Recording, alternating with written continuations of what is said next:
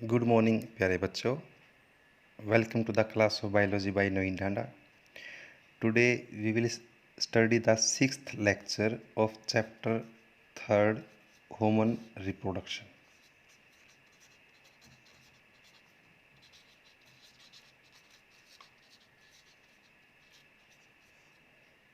इस चैप्टर के अंदर जो हमारा मेन टॉपिक है that is called gametogenesis. Definition और बेसिक इसके बारे में मैं लास्ट वीडियो के अंदर लिटिल बिट इंट्रोडक्शन मैंने आपको दिया था. गैमेटोजेनेसिस अगर आप वर्ड तोड़ोगे तो sis means process, gen means formation और gameto means gamete. Process of formation of gametes gonads में होता है.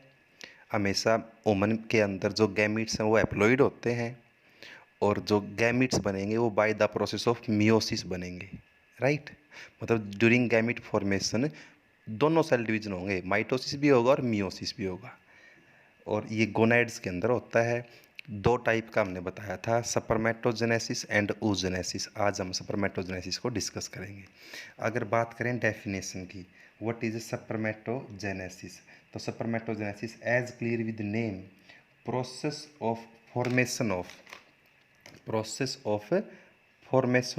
sperm. Genesis sperm. Sis means process, gen मतलब means formation and spermato means sperm. Process of formation of sperm is called spermatogenesis. Location बड़ा अच्छा point है. Location कहाँ होता है? ये इन मेल टेस्टिस के अंदर जो स्ट्रक्चर है सेमिनिफेरस ट्यूब्यूल उसके अंदर ये होता है आफ्टर प्यूबर्टी. ये काम मेल सेमिनिफेरस ट्यूब्यूल में होता है और आफ्टर प्यूबर्टी होता है. अब क्वेश्चन है कि जो स्पर्मेटोजेनेसिस है वो प्यूबर्टी पे ही क्यों होता है? बड़ा अच्छा क्वेश्चन है. Why spermatogenesis start at the age of puberty. ये प्यूबर्टी पे ही स्टार्ट क्यों होता है? तो इसका आंसर है because at puberty GnRH gonadotrophin releasing hormone from hypothalamus gland से ये हार्मोन रिलीज होता है. कौन सा? Gonadotrophin releasing hormone. और ये इस हार्मोन की वजह से जो ये अनदर टू हार्मोन है FSH and LH of pituitary ये रिलीज होंगे और ये फिर क्या करवाएंगे? स्पर्म फॉर्मेशन करवाएंगे. ये हम डिस्कस कर चुके हैं. अब स्पर्मेटोजेनेसिस जो प्रोसेस है, कंप्लीट प्रोसेस ऑफ स्पर्मेटोजेनेसिस को हमने 2 स्टेप में डिवाइड कर रखा है. First formation of spermatid and second is formation of sperm. तो इसको हम कंप्लीट प्रोसेस को 2 स्टेप में स्टडी करेंगे. पहले स्पर्मेटिड कैसे बनेगा और उसके बाद हम पढ़ेंगे स्पर्म कैसे बनेगा. ये चीज़ स्पर्मेटिड कैसे बनेगा ये चीज़ समझने के लिए आपको सेमिनिफेरस ट्यूब्यूल का इनर स्ट्रक्चर, जो कि हम पीछे जब हमने TS बताया था तो वहाँ पे बताया था सेमिनिफेरस ट्यूब्यूल में 2 टाइप की सेल बताई थी जो ऑलरेडी प्रेजेंट होती हैं अर्ली स्टेज पे ही. एक तो क्यूबोडियल जर्मिनल एपिथेलियल सेल जो सेल डिप्लॉइड होती हैं which are present on the basement membrane. Epithelial cell हैं क्यूबोडियल. और इनके बीच बीच में at some place large pyramidal cell होती हैं. These are the large pyramidal cell called Sertoli cell. Actual में जो स्पर्म फॉर्मेशन का काम है, जो स्पर्मेटोजेनेसिस करवाना है, स्पर्म फॉर्मेशन जो करना है वो क्यूबोडियल जर्मिनल एपिथेलियल सेल से होना है. अब ये cuboidal germinal epithelial cell divide करेंगी और स्पर्मेटोगोनिया बनाएंगी जो कि डिप्लॉइड है. मतलब क्यूबोडियल जर्मिनल एपिथेलियल सेल ने डिवीजन करके बहुत सारी स्पर्मेटोगोनिया बना दी. माइटोसिस हुआ है. कौन सा सेल डिवीजन हुआ है? माइटोसिस. अब जो ये स्पर्मेटोगोनिया दिखा रखी है बहुत सारी inside seminiferous tubule, these spermatogonia grow in size, growth करेंगी और सेल बन जाएंगी प्राइमरी स्पर्मेटोसाइट्स. यानी स्पर्मेटोगोनिया से जब ये प्राइमरी स्पर्मेटोसाइट बनी तो जस्ट क्या हुआ है? ग्रोथ हुआ है. तो बहुत सारे स्पर्मेटोसाइट्स भी primary spermatocyte inside seminiferous tubule पड़ी हैं. अब इन प्राइमरी स्पर्मेटोसाइट्स में मियोसिस 1 होगा. क्या होगा, मियोसिस 1, जिससे क्या बनेंगे, बहुत सारी सेकेंडरी स्पर्मेटोसाइट्स बनेंगी। ये बहुत सारी सेकेंडरी स्पर्मेटोसाइट्स हैं, और इन सेकेंडरी स्पर्मेटोसाइट में मियोसिस 2 कंप्लीट होगा तो क्या बन जाएंगे, बहुत सारी सप्रमेटिड्स बन जाएंगे। क्या बन जाएंगे ये, जिसको मैं रेड कलर से रिप्रेजेंट कर रहा हूँ, सप्रमेटिड। और सप्रमेटिड में फिर चेंज आएगा, that is called Metamorphosis, discuss करेंगे हम इन डिटेल। और क्या बन जाएंगे, सपर्म बन जाएंगे। क्या बन जाएंगे, सपर्म। तो इसमें कोई कन्फ्यूज़न नहीं है, ये हम इन डिटेल स्टडी करने वाले हैं सारा प्रोसेस। प्राइमरी स्पर्मेटोसाइट भी क्या है, डिप्लॉइड है। प्राइमरी स्पर्मेटोसाइट से सेकेंडरी स्पर्मेटोसाइट बनी है बाय मियोसिस 1, इसलिए सेकेंडरी स्पर्मेटोसाइट्स क्या हो जाएंगी, ये सेल एप्लॉइड हो जाएंगी। Meiosis 2 is equal to mitosis होता है, आपको सभी को पता है। तो स्पर्मेटिड्स क्या है, एप्लॉइड्स हैं, और इसमें जस्ट चेंज आता है, इसलिए स्पर्म भी क्या बनेंगे, एप्लॉइड बनेंगे। यानी कि स्पर्मेटोजेनेसिस में डिप्लॉइड सेल से एप्लॉइड गैमिट्स बन जाएंगे। ये प्रोसेस को हम इन डिटेल स्टडी करेंगे। ये एनलार्ज्ड व्यू है, ये क्या है, एनलार्ज व्यू दिखा रखा है हमने, किसका, part of seminiferous tubule, seminiferous tubule का थोड़ा सा पार्ट दिखा रखा है। तो ये प्रोसेस कैसे होती है, इसको हम इन डिटेल स्टडी करने वाले हैं। इस पूरी प्रोसेस को जो यहाँ पे हो रहा है इनसाइड सेमनीफेरस ट्यूब्यूल, इसको हमने 2 पार्ट में डिवाइड किया है। एक तो स्पर्मेटिड्स कैसे बना, और फिर स्पर्मेटिड से स्पर्म कैसे बना। Let's see. तो फर्स्ट इवेंट है फॉर्मेशन ऑफ स्पर्मेटिड। स्पर्मेटोजेनेसिस को हमने 2 स्टेप में डिवाइड किया है। स्पर्मेटोजेनेसिस को हमने 2 स्टेप में डिवाइड किया है। पहले स्पर्मेटिड्स का बनना, और फिर स्पर्मेटिड से स्पर्म का बनना, 2 पार्ट हैं इसके अंदर। तो फर्स्ट पार्ट आपका है फॉर्मेशन ऑफ स्पर्मेटिड। अब स्पर्मेटिड कैसे बनेगा, इसके अंदर 3 फेज होंगी। इस स्पर्मेटिड बनने, इस प्रोसेस को, स्पर्मेटिड बनने की जो प्रोसेस है, इसको हमने 3 फेज में डिवाइड किया है। Multiplication phase, growth phase and maturation phase. तो इन तीनों को हम डिटेल स्टडी करने वाले हैं। मल्टीप्लिकेशन फेज, जैसा कि नाम से स्पष्ट है, इसमें सेल का नंबर बढ़ेगा। इसमें क्या होगा, मैच्योरिटी आने पर, एट मैच्योरिटी, जो क्यूबोडियल जर्मिनल एपिथेलियल सेल हैं, क्यूबोडियल जर्मिनल एपिथेलियल सेल हैं, ये माइटोसिस करेंगी, और बहुत सारी स्पर्मेटोगोनिया बन जाएंगी। क्या बन जाएंगी, spermatogonia. Cuboidal germinal epithelial cell कैसी थी, डिप्लॉइड। स्पर्मेटोगोनिया भी कैसी बन जाएंगी, डिप्लॉइड बन जाएंगी। बहुत सारी स्पर्मेटोगोनिया बन जाएंगी inside seminiferous tubule. Okay, next. अब जो बहुत सारी स्पर्मेटोगोनिया बनी हैं, जो बहुत सारी स्पर्मेटोगोनिया बनी हैं, स्पर्मेटोगोनिया बनी, डिप्लॉइड हैं, ये किससे बनी, ये क्यूबोडियल जर्मिनल एपिथेलियल सेल से माइटोसिस हुआ, स्पर्मेटोगोनिया बन गई बहुत सारी। अब जो स्पर्मेटोगोनिया बनी है, जो स्पर्मेटोगोनिया बनी इनसाइड सेमनीफेरस ट्यूब्यूल, ये 2 टाइप की है। एक तो टाइप ए और एक टाइप बी। 2 टाइप की स्पर्मेटोगोनिया है, एक तो टाइप ए और एक टाइप बी। दोनों सेल का, टाइप ए और टाइप बी, अगर इनका जेनेटिक मेकअप देखें तो इनके अंदर ईच सेल में 46 क्रोमोसोम है, 44 ऑटोसोम और एक एक्स एंड एक वाई, यानी कि ये एलोसोम है। इन द सेम वे इसके अंदर भी 44 प्लस एक्स वाई 46 क्रोमोसोम, मतलब ईच सेल, ये भी डिप्लॉइड है, ये भी डिप्लॉइड है। कुछ नहीं है, जो स्पर्मेटोगोनिया बनी वो 2 टाइप की बन गई, जिसको हम एक को बोलते हैं टाइप ए, दूसरी को बोलते हैं टाइप बी। जो टाइप ए हैं ये स्टेम सेल हैं एक प्रकार की, मतलब ये आगे फिर डिवाइड करेंगी, माइटोसिस करती रहेंगी आगे। ये क्या करती रहेंगी, माइटोसिस। जो ए है, स्पर्मेटोगोनिया ए है, ये माइटोसिस करके बहुत सारी आगे फिर न्यू स्पर्मेटोगोनिया ऐड करती रहेंगी, मतलब ये क्या कर रही हैं, मल्टीप्लिकेशन फेज करवा रही हैं। स्पर्मेटोगोनिया बनी, इसमें फिर डिवीजन हुआ, फिर मोर स्पर्मेटोगोनिया बनी, और जो स्पर्मेटोगोनिया बी बन रही हैं, जो स्पर्मेटोगोनिया बी, यानी कि जितनी स्पर्मेटोगोनिया बनी उनमें से कुछ तो डिवाइड करती रहेंगी, और कुछ कुछ क्या करेंगी, ग्रोथ कर लेंगी। मान लो थाउजेंड्स ऑफ स्पर्मेटोगोनिया बनी, उनमें से कुछ ने तो दोबारा से फिर माइटोसिस करके स्पर्मेटोगोनिया बना दी, मतलब दोबारा से मल्टीप्लिकेशन करवा लिया, और कुछ जो स्पर्मेटोगोनिया बनी उनमें ग्रोथ हो जाएगी, जो टाइप बी बोलते हैं उनको, जो ग्रो करेंगी उनको हम बोलेंगे type B spermatogonia. Type B spermatogonia. Genetic makeup क्या है? 44 प्लस एक्स वाई है। डिप्लॉइड सेल है भाई, 46 क्रोमोसोम है, no need to explain, diploid cell है ये। कुछ जो बार बार डिवाइड कर रही हैं वो तो टाइप ए है, और जो आगे ग्रो करेंगी वो टाइप बी है। तो टाइप बी क्या करेगी? ग्रो इन साइज, साइज बड़ा हो जाएगा इसका, ये न्यूट्रिशन ले लेगी, न्यूट्रिएंट्स लेके, न्यूट्रिशन लेके किससे? सर्टोली सेल से, सर्टोली सेल से न्यूट्रिशन लेके बड़ी हो जाएंगी। और जब ये बड़ी हो जाएंगी, ग्रोथ हो जाएगी इनकी, तो इन्हीं को हम बोल लेंगे प्राइमरी स्पर्मेटोसाइट। तो दो फेज़ क्लियर होगी। पहली फेज़ थी मल्टीप्लिकेशन फेज़। मल्टीप्लिकेशन फेज़ में क्या हुआ है?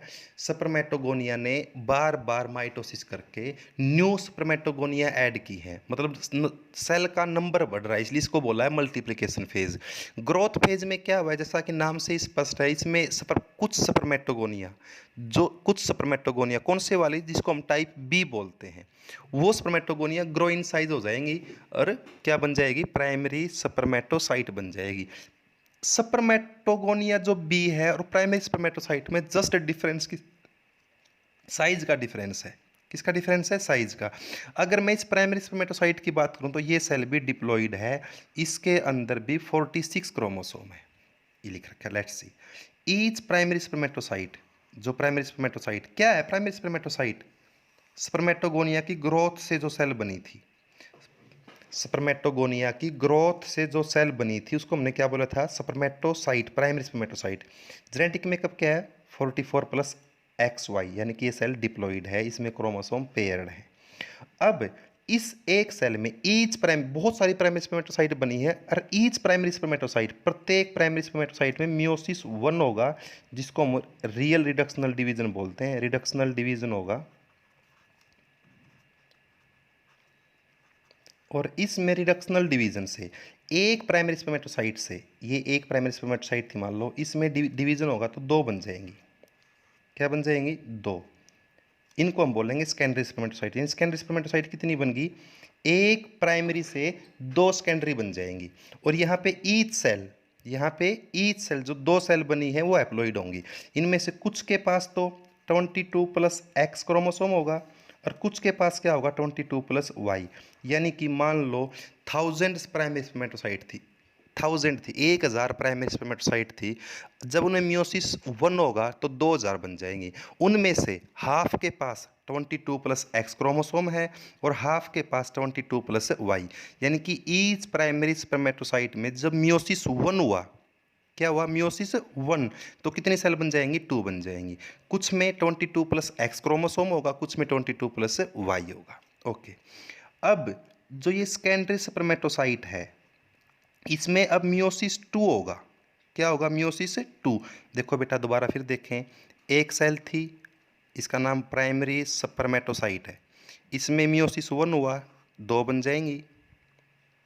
और अब जो ये दो सेल हैं, इनमें से एक का जेनेटिक मेकअप 22 प्लस एक्स है, दूसरी का 22 प्लस वाई है, क्योंकि जो आपकी ये प्राइमरी स्पर्मेटोसाइट थी, इसमें क्या था? 44 प्लस एक्स वाई था, 44 प्लस एक्स वाई। तो एक में 22 प्लस एक्स हो जाएगा, दूसरी में 22 प्लस वाई। अब ये जो है, ये इस सेल का नाम क्या है? इसका नाम क्या है? इसका नाम है प्राइमरी स्पर्मेटोसाइट।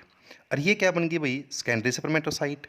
अब each secondary spermatocyte, each secondary spermatocyte आगे फिर मियोसिस 2 करेगी, और प्रत्येक से 2 बन जाएंगी, इससे भी 2 और इससे भी 2। यानी कि जब एक प्राइमरी स्पर्मेटोसाइट में मियोसिस हुआ, मियोसिस बोल रहा हूं मैं, कंप्लीट मियोसिस, मियोसिस 1 और 2 की बात नहीं हो रही, मियोसिस बोल दिया तो इसका मतलब है मियोसिस 1 भी और मियोसिस 2 भी, दोनों बातें आ जाएंगी यहाँ पे। तो 4 सेल बन जाएंगी। जब प्राइमरी स्पर्मेटोसाइट में मियोसिस हुआ, आपको पता है मियोसिस 2 पार्ट में होगा, मियोसिस 1 से जो बनी उनको सेकेंडरी बोला, और मियोसिस 2 से जो बनेंगे उनको बोल दिया स्पर्मेटिड्स। एक प्राइमरी स्पर्मेटोसाइट से 4 स्पर्मेटिड बन गए। क्या बन गए? 4। इनमें से यू कैन सी, ये एक प्राइमरी है, let's see this is a single, एक प्राइमरी स्पर्मेटोसाइट है, इसमें मियोसिस हुआ, मियोसिस 1 हुआ, 2 बन गई। एक का जेनेटिक मेकअप 22+X है, दूसरी का 22+Y है। अब ये सेल दोबारा फिर मियोसिस 2 करेगी भाई, इसमें तो मियोसिस 1 हुआ है। अब ईच सेल के अंदर मियोसिस 2 होगा। अब इससे 2 बन जाएंगी, प्रत्येक का क्या होगा 22+X 22+X। और इसमें मियोसिस 2 होगा तो क्या बन जाएंगे 22+Y 22+Y। यानी कि 4 सप्रमेटिड बन गए। कितने बन गए 4। 4 में से 2 का जेनेटिक मेकअप क्या है 22+X और 2 का क्या है 22+Y। कोई कंफ्यूजन? इस पॉइंट को आगे फिर डिटेल में स्टडी करने वाले हैं। अब सप्रमेटिड बन गए। क्या बन गए बेटा सप्रमेटिड। अब ईच सप्रमेटिड कितने बने हैं 4 बने हैं। स्पर्मेटिड कितने बने 4। किससे एक प्राइमरी स्पर्मेटोसाइट से 4 स्पर्मेटिड बन गए बाय मियोसिस। अरे इन 4 स्पर्मेटिड में 22+X वाले कितने हैं 2, 22+Y वाले कितने हैं 2। प्रत्येक सप्रमेटिड में अब मेटामॉर्फोसिस होगा, इसकी अपीरेंस चेंज होगी, आउटर अपीरेंस चेंज होगी और सप्रम बन जाएंगे। This process is called spermiogenesis. Spermatogenesis complete process का नाम है। सप्रमियोजेनेसिस इस प्रोसेस का एक पार्ट है। सप्रमियोजेनेसिस क्या होता है? It's a process in which spermatid is converted into sperm. Spermatid is converted into sperm. ये काम कहाँ पे हुआ? सेमिनिफेरस ट्यूब्यूल में हुआ। और ये काम करवाने के लिए सप्रमेटिड को सप्रम में कन्वर्ट करने के लिए जो मेन रोल है वो सर्टोली सेल का है। किसका है? सर्टोली सेल का। ये पॉइंट ध्यान रख लेना, बहुत इंपॉर्टेंट पॉइंट है ये। ओके, क्या बन जाएंगे सप्रम। क्या बन जाएंगे सप्रम। अगर मैं सीधी सी बात पूछूं, एक सपर्मेटोगोनिया से कितने स्पर्म बनेंगे? 4 स्पर्म बनेंगे भाई। एक स्पर्मेटोगोनिया से ग्रोथ होके एक प्राइमरी स्पर्मेटोसाइट, एक प्राइमरी स्पर्मेटोसाइट में जब मियोसिस 1 हुआ तो 2 सेकेंडरी स्पर्मेटोसाइट, और जो 2 सेकेंडरी स्पर्मेटोसाइट हैं उनमें ईच के अंदर मियोसिस 2 होगा तो आपके 4 स्पर्मेटिड बन जाएंगे। और 4 स्पर्मेटिड में सप्रमियोजेनेसिस होगा। सप्रमियोजेनेसिस क्या है? Process of conversion of spermatid into sperm. Process of conversion of spermatid into sperm is called spermiogenesis. और ये काम इनसाइड सेमिनिफेरस ट्यूब्यूल होगा और इसके लिए रिस्पॉन्सिबल कौन है? सर्टोली सेल है। सप्रम बन जाएंगे। अब जो ये सप्रम बने सेमिनिफेरस ट्यूब्यूल में, अब ये सर्टोली सेल के हेड में ये सप्रम बन गए, ये सप्रम बन गए। और अब ये सप्रम सर्टोली सेल के हेड में एम्बेडिड होके घुस जाएंगे, इसके अंदर एम्बेडिड हो जाएंगे और ये सेमिनिफेरस ट्यूब्यूल से बाहर आ जाएंगे ट्यूबली रेक्टी में। देन ट्रीटेड टेस्टिस, देन वास एफरेंसिया, देन वास डिफरेंस। आपको सभी को पता है पाथवे ऑफ सप्रम क्या है। तो अब हेड ऑफ सप्रम, सप्रम का जो हेड है वो एम्बेडिड हो जाएगा किसमें? सर्टोली सेल में। मतलब सर्टोली सेल के अंदर हेड ऑफ सप्रम सर्टोली सेल के अंदर घुस जाएगा एंड रिलीज्ड फ्रॉम, और वो वहां से निकल जाएगा कहाँ से? सेमिनिफेरस ट्यूब्यूल से। This process is called spermiation, spermiogenesis और सप्रमिएशन, इन दोनों में से एक टर्म नीट के अंदर एवरी ईयर आता है। तो don't be confuse between these two terms. Spermiogenesis क्या होता है? सप्रमेटिड का कन्वर्ट होना इनसाइड, सप्रमेटिड का कन्वर्ट होना इनटू सप्रम। और सप्रमिएशन क्या होता है? सप्रम का सेमिनिफेरस ट्यूब्यूल से रिलीज्ड आउट होना, सेमिनिफेरस ट्यूब्यूल से बाहर निकलना। कैसे निकलेगा? जो सप्रम बना है वो embedded into the head of seminiferous embedded into the head of Sertoli cell and then released from the seminiferous tubule. This process is called spermiation. यानी कि देखो, अगर हम बात करें तो क्या क्या इवेंट्स हुई? पहले मल्टीप्लिकेशन हुआ, फिर ग्रोथ हुआ, फिर मैच्योरेशन फेज हुआ। मैच्योरेशन फेज मीन्स मियोसिस हुआ उसमें, फिर सप्रमियोजेनेसिस हुआ और फिर सप्रमिएशन हुआ। और ध्यान रखना, इस सप्रमेटोजेनेसिस में जो लॉन्गेस्ट फेज है ना वो मैच्योरेशन फेज है। मैच्योरेशन फेज के अंदर क्या होता है बच्चों? मियोसिस होता है। नेक्स्ट सी आगे देखते हैं। अब यहाँ पे आ जाएं, ये स्कीमेटिक रिप्रेजेंटेशन फ्रॉम एनसीईआरटी है, बहुत इंपॉर्टेंट पॉइंट है ये, सारा दोबारा से फिर क्लियर होएगा। कीबोर्डियल जर्मिनल एपिथेलियल सेल जो कि डिप्लॉइड थी which form the inner lining of seminiferous tubule. Seminiferous tubule की जो वॉल है, जो लाइनिंग है, वो किसकी बनी होती है? क्यूबोडियल जर्मिनल एपिथेलियल सेल की। क्यूबोडियल जर्मिनल एपिथेलियल सेल में डिफ्रेंशिएशन हुआ, डिवीजन हुआ, क्या बन गए? स्पर्मेटोगोनिया बन गए। क्या बन गए? यानी क्यूबोडियल जर्मिनल एपिथेलियल सेल से क्या बनी? स्पर्मेटोगोनिया बनी। अब स्पर्मेटोगोनिया दो टाइप की हैं, इसको आप टाइप ए मान लो, इसको आप टाइप बी मान लो। टाइप ए से, इससे दोबारा से स्पर्मेटोगोनिया बन जाएंगी। स्पर्मेटोगोनिया से स्पर्मेटोगोनिया आपको बताया था टाइप ए, बार बार फिर माइटोसिस करते रहेंगे और ऐड मोर स्पर्मेटोगोनिया, मतलब टाइप ए ने तो क्या करवा दिया? मल्टीप्लिकेशन फेज करवा दिया। क्या करवा दिया प्यारे बच्चों? Multiplication phase. और टाइप बी जो बनी, टाइप ए से टाइप बी बनती रहती हैं। और जो टाइप बी स्पर्मेटोगोनिया थी, सेल कैसी है? ये डिप्लॉइड है। जेनेटिक मेकअप क्या है? 44 प्लस एक्स वाई है। इस जो स्पर्मेटोगोनिया बनी टाइप बी, इसका क्या हुआ भाई? इसकी हुई ग्रोथ। क्या हुई इसकी? इसकी ग्रोथ हुई। स्पर्मेटोगोनिया की ग्रोथ जब हुई, तो ग्रोथ होने के बाद इस सेल की क्या है? ये टाइप बी स्पर्मेटोगोनिया। जब इसकी ग्रोथ हुई तो हमने उस सेल को क्या बोल दिया? Primary spermatocyte. यानी स्पर्मेटोगोनिया से जब प्राइमरी स्पर्मेटोसाइट बनी है तो जस्ट क्या हुई है? ग्रोथ हुई है, नथिंग एल्स। और ग्रोथ के टाइम पे जो न्यूट्रिशन लिया है वो सर्टोली सेल ने दिया है। तो प्राइमरी स्पर्मेटोसाइट सेल भी क्या है? डिप्लॉइड है। जेनेटिक मेकअप क्या है? 44 प्लस एक्स वाई। अब इस एक प्राइमरी स्पर्मेटोसाइट में मियोसिस 1 होगा। जब एक सेल में मियोसिस 1 होगा तो 2 सेल बन जाएंगी। इन सेल का नाम है सेकेंडरी स्पर्मेटोसाइट। और यहां पे ये ईच सेल क्या होगी? एप्लॉइड होगी। This is the first haploid phase.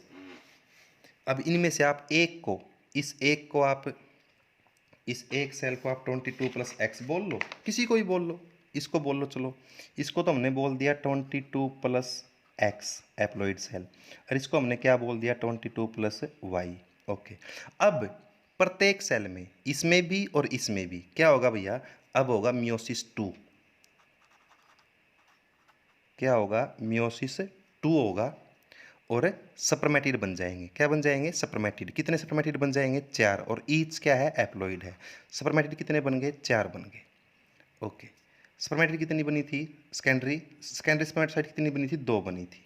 किससे? एक से 2 बन जाएंगे, 2 सेकेंडरी स्पर्मेटोसाइट, 2 से 4 स्पर्मेटिड बन जाएंगे। अब अगर इन स्पर्मेटिड्स में से बात करें, इन स्पर्मेटिड में देखो, इस एक में मियोसिस 2 से 2 बनी है, तो इसका प्रत्येक का जेनेटिक मेकअप क्या है? 22 प्लस एक्स, 22 प्लस एक्स। इसका क्या है? 22 प्लस वाई, 22 प्लस वाई। और अब इनमें क्या हुआ? सपर्मियोजेनेसिस होगा। क्या होगा? सपर्मियोजेनेसिस। किसमें? सपर्मेटिड में। से क्या बन जाएंगे? सपर्म बन जाएंगे। अब अगर इन सपर्म की बात करूं तो इनमें से हाफ के पास जेनेटिक मेकअप क्या है? X chromosome along with autosome, और हाफ के पास क्या है? Y chromosome. You can see 2 के पास तो Y chromosome along with autosome, और 2 के पास X chromosome along with autosome, और प्रत्येक स्पर्मेटोजोआ सपर्म क्या है? एप्लॉइड सेल है। ये था स्कीमेटिक रिप्रेजेंटेशन ऑफ सपर्मेटोजेनेसिस। बहुत इजी और बहुत इंपॉर्टेंट क्वेश्चन है बोर्ड पॉइंट ऑफ व्यू से ये। अब जो सपर्म बने, सपर्म फॉर्मेशन के बाद सपर्मिएशन होगा। क्या होगा? सपर्मिएशन। और सपर्मिएशन क्या होता है आपको सभी को क्लियर है। सपर्मिएशन में क्या होगा? सपर्मिएशन में क्या होता है? जो ये सपर्म बने हैं, embedded into the head of Sertoli cell in the seminiferous tubule. Sperm बने हैं सेमनीफेरस ट्यूब्यूल में। अब ये यहाँ पे जो सर्टोली सेल है उनके हेड में घुस के और सेमनीफेरस ट्यूब्यूल से रिलीज आउट हो जाएंगे। This is called सपर्मिएशन।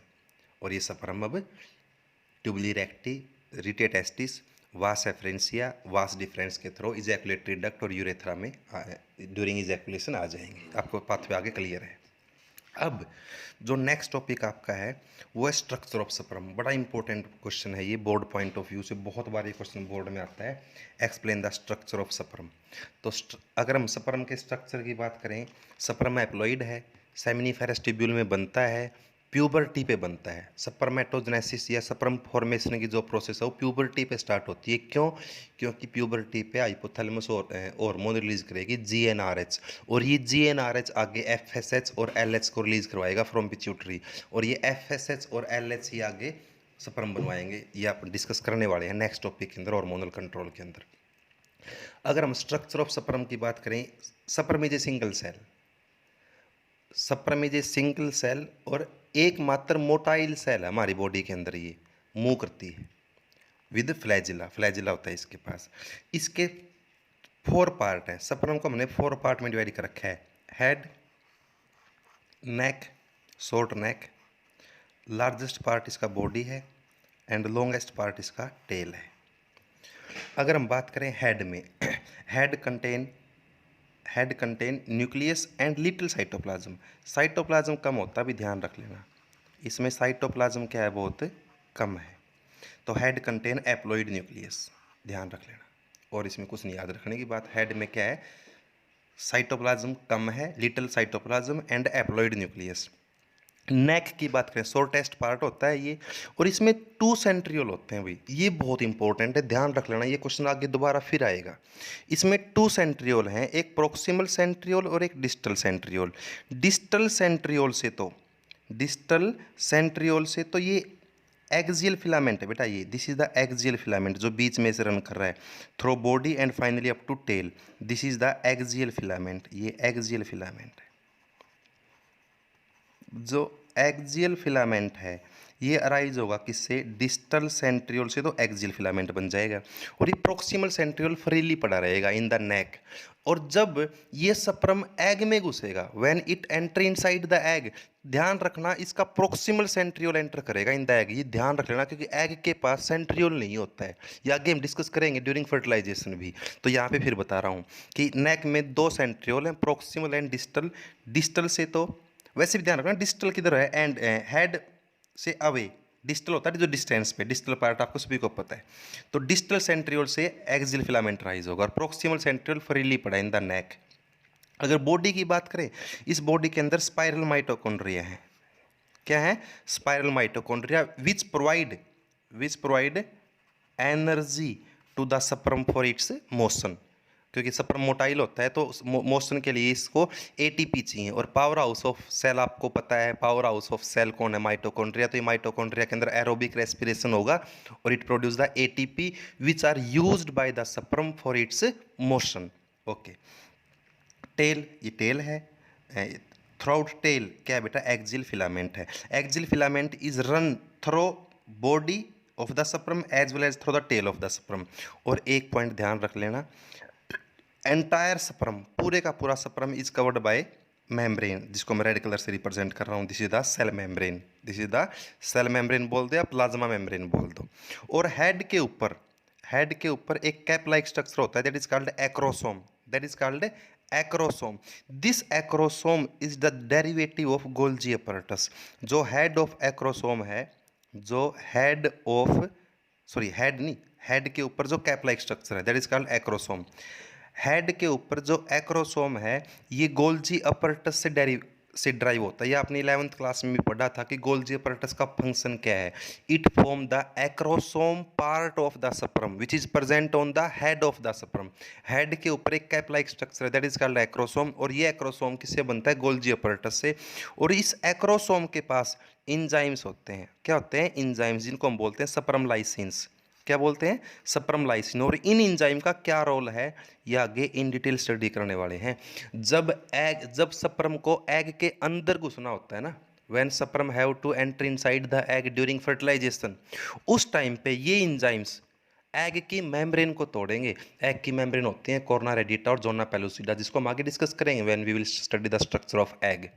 तो ये था स्पर्म, क्या था ये, स्पर्म। हाँ, एक ध्यान रखना, तो स्पर्म की जो मोशन की स्पीड है, वो स्पर्म की जो मूवमेंट स्पीड है वो होती है 1.5 से 3 mm पर मिनट, 1.5 से 3 mm पर मिनट।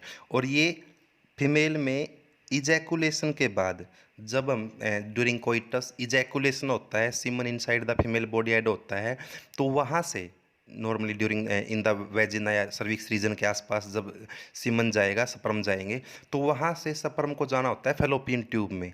तो ये लगभग 30 मिनट के अंदर ये डिस्टेंस को ट्रैवल कर लेता है।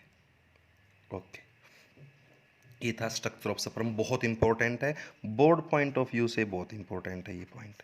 और इसमें ना नीट से 2 क्वेश्चन बहुत इंपॉर्टेंट बनते हैं। एक तो कौन सा सेंट्रियोल, सेंट्रियोल एंटर कौन सा करेगा इन द एग, प्रोक्सिमल करेगा, तो सेंट्रियोल वाला क्वेश्चन ध्यान रख लेना। और एक acrosome is the derivative of, acrosome किससे बनता है, गोल्जी अपरेटस से बनता है, और एक्रोसोम के पास एंजाइम होते हैं। और लास्ट टॉपिक जो आज हमारा है वो है hormonal control of male reproductive system. Mail reproductive system पे हार्मोनल कंट्रोल कैसा है ये आपको मैंने बता ही दिया। मेल में जो स्पर्मेटोजेनेसिस है वो प्यूबर्टी पे स्टार्ट क्यों होता है, क्योंकि at puberty GnRH hormone release होगा फ्रॉम हाइपोथैलेमस, और हाइपोथैलेमस से ये हार्मोन रिलीज होगा ना, तो ये क्या करेगा आपको पता है। जैसे हाइपोथैलेमस इस हार्मोन को रिलीज करेगी, GnRH गोनेडोट्रोफिन रिलीजिंग हार्मोन, ये हार्मोन एक्ट करेगा किसके ऊपर, एंटीरियर पिट्यूटरी पे, और ये हार्मोन एंटीरियर पिट्यूटरी को स्टिमुलेट करेगा टू रिलीज द ICSH और FSH, यानी कि 2 हार्मोन छोड़ेगी। जब ये आएगा तो पिट्यूटरी रिलीज 2 हार्मोन। जैसे ही हाइपोथैलेमस आया पिट्यूटरी के पास, सॉरी हाइपोथैलेमिक हार्मोन आया, GnRH पिट्यूटरी के पास आएगा, तो ये पिट्यूटरी को बोलेगा भाई तू ना ये 2 हार्मोन छोड़ दे। Interstitial cell stimulating hormone ICSH बोल दो। इंटरस्टिशियल सेल, इंटरस्टिशियल सेल कौन सी थी, लेडिग सेल जो सेमिनिफेरस ट्यूब्यूल के बाहर इंटरस्टिशियम में थी, उन सेल को स्टिमुलेट करेगा। या LH लेडिंग हार्मोन भी इसका आप बोल सकते हो, जो लेडिंग सेल पे काम करेगा। वेरी इजी यार, रट्टा ना मारें आप, क्रैम ना करें, वर्ड को समझें। और दूसरा है FSH फॉलिकल स्टिमुलेटिंग हार्मोन, जो सर्टोली सेल पे काम करेगा। अब जब एंट्री पिट्यूटरी का ये हार्मोन लेडी सेल पे आएगा तो लेडी सेल को बोलेगा तो अपना काम कर, और लेडी सेल अब क्या छोड़ देगी, टेस्टोस्टेरोन छोड़ देगी। और ये टेस्टोस्टेरोन क्या करेगा, रिप्रोडक्टिव ट्रैक के जो ऑर्गन्स हैं, जो सेकेंडरी सेक्स ऑर्गन, उनकी डेवलपमेंट करवाएगा और सेकेंडरी सेक्स करेक्टर करवाएगा, और साथ में ही स्पर्मेटोजेनेसिस को स्टिमुलेट करेगा। कौन सा, एंड्रोजन। कौन है, एंड्रोजन बोल दो या टेस्टोस्टेरोन बोल दो, एक ही बात है। ओके, और जब FSH सर्टोली सेल पे काम करेगा तो सर्टोली सेल छोड़ेगी ABP एंड्रोजन बाइंडिंग प्रोटीन, बहुत इंपॉर्टेंट है। क्या है, एंड्रोजन बाइंडिंग प्रोटीन। और ये एंड्रोजन बाइंडिंग प्रोटीन क्या करेगा, ये ये टेस्टोस्टेरोन को, टेस्टोस्टेरोन कहाँ बना है, सेमिनिफेरस ट्यूब्यूल के बाहर बना है, लेडी सेल ने छोड़ा है, तो ये टेस्टोस्टेरोन को अंदर लेके आएगा। एंड्रोजन बाइंडिंग प्रोटीन का काम क्या है, ये टेस्टोस्टेरोन को बाहर से सेमिनिफेरस ट्यूब्यूल में लाएगा और उसको कंसंट्रेट कर देगा। क्या कर देगा, कंसंट्रेट टेस्टोस्टेरोन इन सेमिनिफेरस ट्यूब्यूल। इस टेस्टोस्टेरोन को इन बाहर से सेमिनिफेरस ट्यूब्यूल के बीच में जो बाहर जो सेल होती हैं लेडिग सेल, वहाँ वो छोड़ती हैं टेस्टोस्टेरोन, तो उसको वहाँ से सेमिनिफेरस ट्यूब्यूल में लेके आना काम किसका है, ABP का। और साथ में ये टेस्टोस्टेरोन को कंसंट्रेट कर देगा, और जैसे ही टेस्टोस्टेरोन कंसंट्रेट होगा ना, ये स्पर्मेटोजेनेसिस को स्टिमुलेट कर देगा, प्रमोट कर देगा, बढ़ा देगा। क्लियर। अब ये जो था पॉजिटिव काम। अब अगर स्पर्मेटोजेनेसिस ज़्यादा हो जाए, स्पर्मेटोजेनेसिस क्या हो जाए, ज़्यादा हो जाए, मतलब ये प्रोसेस एक्सेस हो जाए, तो उस टाइम पे क्या होगा, सर्टोली सेल, अगर स्पर्मेटोजेनेसिस एक्सेस है तो उस टाइम पे सर्टोली सेल एक प्रोटीन हार्मोन छोड़ते हैं, इनहिबिन, बहुत इंपॉर्टेंट है, नाम से स्पष्ट है, इनहिबिन। अब ये जैसे ही स्पर्मेटोजेनेसिस मेल में ज़्यादा हो रखा है तो इनहिबिन रिलीज होगा। इनहिबिन को रिलीज किसने किया है, सर्टोली सेल ने किया है, और ये इनहिबिन जाएगा भी सीधा किसके पास, हाइपोथैलेमस और पिट्यूटरी के पास, और उनको बोलेगा, हाइपोथैलेमस को क्या बोला कि भाई GnRH कम कर दे, इनको बोला कि तुम अपना ICSH और FSH कम करो। ऐसा होने से आपको पता है कंप्लीट स्पर्मेटोजेनेसिस क्या हो जाएगा, स्लो डाउन हो जाएगा। इन द सेम वे अगर टेस्टोस्टेरोन ज़्यादा हो जाए, अगर ये सेल ज़्यादा काम करेंगे तो टेस्टोस्टेरोन भी ज़्यादा हो जाएगा, और टेस्टोस्टेरोन की आई कंसंट्रेशन भी गलत है, क्योंकि किसी एक तो सेकेंडरी सेक्स करेक्टर ज़्यादा हो जाएंगे, स्पर्मेटोजेनेसिस ज़्यादा हो जाएगी, और कोई भी प्रोसेस अगर अनकंट्रोल्ड है तो वो गलत है। तो हाई कंसंट्रेशन ऑफ टेस्टोस्टेरोन भी क्या करेगा, नेगेटिव फीडबैक देगा।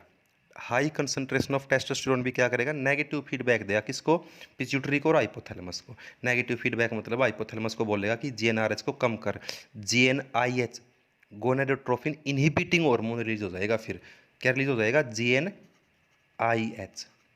और ये GnIH क्या कर देगा? इनकी सिक्रीशन को स्लो डाउन करवा देगा। बहुत इंपॉर्टेंट है ये हार्मोनल कंट्रोल। बहुत बार एक्चुअली नीट में जो क्वेश्चन आने के चांस है ना, वो इस टॉपिक से बहुत ज़्यादा है। और बोर्ड में तो स्ट्रेट फॉरवर्ड क्वेश्चन आता है, explain hormonal control on mail reproductive system by showing the feedback mechanism. ये फीडबैक मैकेनिज्म जरूर शो करना होता है, इससे आपका डायरेक्ट 3 में से 2 मार्क्स कट जाते हैं अगर आप फीडबैक मैकेनिज्म शो नहीं करते तो। फीडबैक एंड सिक्रीशन कब कम होएगी? जब स्पर्मेटोजेनेसिस ज़्यादा होएगा। अगर स्पर्मेटोजेनेसिस एक्सेस है, अगर स्पर्मेटोजेनेसिस एक्सेस है तो सर्टोली सेल तो क्या छोड़ रही हैं? इनिबिन। और अगर स्पर्मेटोजेनेसिस एक्सेस कब होगा भाई? स्पर्मेटोजेनेसिस एक्सेस तब होगा जब टेस्टोस्टेरोन ज़्यादा होगा। और ये टेस्टोस्टेरोन की हाई कंसंट्रेशन भी क्या कर रही है? नेगेटिव फीडबैक दे रही है तो to the hypothalamus and anterior lobe of pituitary. ये आपको बता ही चुका हूँ। फैक्टर फॉर स्पर्मियोजेनेसिस क्या होता है? स्पर्मियोजेनेसिस स्पर्मेटिड का कन्वर्ट होना किसमें? स्पर्म में। और इसके लिए जो फैक्टर्स हैं, कुछ फैक्टर होते हैं, कौन छोड़ता है? सर्टोली सेल छोड़ती है। ये था male reproductive system as well as gametogenesis. हमने मेल रिप्रोडक्टिव सिस्टम को स्टडी कर लिया, गैमिटोजेनेसिस को स्टडी कर लिया। बहुत ईजी और बहुत इंपॉर्टेंट है ये स्पर्मेटोजेनेसिस। 3 चीज़ें मैंने आपको बताई हैं। स्पर्म फॉर्मेशन कैसे होता है, स्पर्म का स्ट्रक्चर क्या है, और hormonal control on the mail reproductive system. 3 topic बहुत इंपॉर्टेंट टॉपिक हैं। ऑनेस्टली स्पीकिंग बोर्ड में एक क्वेश्चन 3 क्वेश्चन में से पक्का आना है। और कंपटीशन पॉइंट ऑफ व्यू से there are lot of MCQs बन जाते हैं इन टॉपिक से। बेटा फिर भी किसी को कोई प्रॉब्लम आती है, in every video I am saying don't hesitate to drop the question on my WhatsApp account. आप डायरेक्टली मेरे व्हाट्सएप अकाउंट पे क्वेश्चन ड्रॉप कर दो। Honestly speaking with in a short time you will get the reply. Okay बच्चों, have a nice day. It was the lecture 6th of chapter 3rd. In the next lecture, lecture 7, we will study the oogenesis. Okay beta.